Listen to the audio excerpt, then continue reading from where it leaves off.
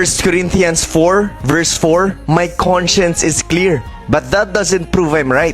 It is the Lord Himself who examined me and decided. Simula nang sumunod ako sa Panginoon, sobrang daming hindi naniniwala. Kasi syempre, sanay sila sa dating ako. And because of that, I received negative feedbacks. Yung hinuhusgahan ka. Pero hindi ako nasasaktan because I started to realize that our own personal opinions are all invalid. Maaaring tama yung ginagawa ko para sa akin, pero baka mali para sa Panginoon. Pero hindi ko alam yon at si Lord lang ang nakakaalam nun. He knows my heart more than I do. Mas kilala ka ng Panginoon kaysa kung paano mo nakilala ang sarili mo. Kaya at the end of the day, all our opinions towards each other are all invalid. Kasi si Lord lang ang nakakaalam nun. Hindi ko rin pwedeng sabihin tama ako. Only the Lord knows. Kaya kung meron man akong ginagawang mali, I will humbly accept His judgment that comes from Him. And this is about humility. That you will humble yourself down in front of the Lord. That instead of checking others, why don't you pray to God that you will have this wisdom to check on yourself? Baka masyado na tayo nakafocus sa ibang tao, sa ginagawa nila. At nagiging dahilan yun para hindi mo na makita yung direksyon ng puso mo. Again, only God knows. And I pray that you will humble yourselves down in front of the Lord and check on yourself. Sana po ay malinaw ang mensahe ng video na to.